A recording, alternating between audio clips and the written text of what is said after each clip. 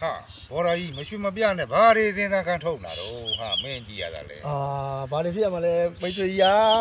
သိတယ်မလားကျုပ်သား3ယောက်ရှိတယ်လေသား3ယောက်ရှိုးပေါက်ကိုမပြေပါဘူးဗျာရှိုးပေါက်ကိုမပြေပါဘူး 咱都要个身边的木啦。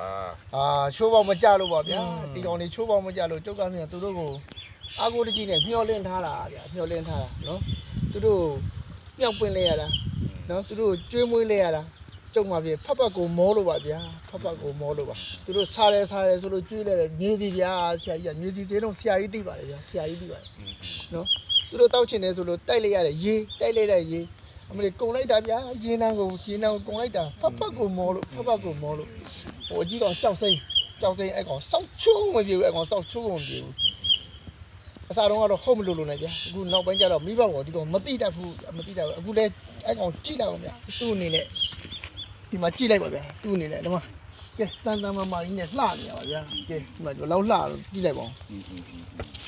ရင်းနှုန်းကရေကြီးမပါလာဘူးကွာ ဒါပေမဲ့ဒီကောင်မိဘကိုမတိတတ်ဘူးဒီကောင်မတိတတ်ဘူးဒီကောင်အဆုံးထိဒီကောင်မိဘကိုမတိတတ်ဘူးတောင်းမကြေဘူးပေါ့ဗျာဒီကောင်မောင်နီစောက်ချိုးကိုမပြေတဲ့ကောင်ဒီကောင်ဘာလို့လဲဆိုတော့ဒီကောင်ဒီနှစ်တာမကအရင်နှစ်တွေကလည်းမိဘကိုတိတတ်တဲ့ကောင်မဟုတ်ဘူးဗျတိတတ်တဲ့ကောင်မဟုတ်ဒီကောင်ဒုက္ခပေးနေတာမင်းတို့ကောင်တွေနော်စိတ်ဆိုးအောင်လုပ်နော်စိတ်နာအောင်တော့မလုပ်နဲ့စိတ်နာလို့ချင်းတော့မင်းတို့ကောင်တွေနောက်နေ့မတွေ့ရဘူးမှမင်းတို့နောက်နေ့မတွေ့ရဘူးဟုတ်နော်မင်းတို့လိုအပ်တော့ကတော့ငါမှတော့ကျွေးလိုက်ရတာမွေးလိုက်ရတာကွာတိုက်လိုက်ရတာကွာမောနေတာပဲကဲဒီမှာတားငယ်လေးမောင်ရှူတော့ကြံပါသေးတယ်ဗျာကဲတားငယ်လေး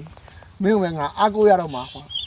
မင်းမျိုးပေါ်ရောက်ရင်တော့ကွာအဖေတို့တဲ့မောင်ချွေလေးတော့ခေါ်ခဲ့ကွာမောင်ချွေလေးတော့ခေါ်ခဲ့နော်မင်းပါမမောင်ချွေပေါမအဖေတို့ကအဆင်ပြေမှာကွာအခု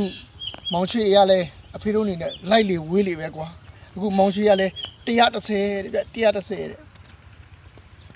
အားလုံးပြောရှင်းပါသေးဗျာ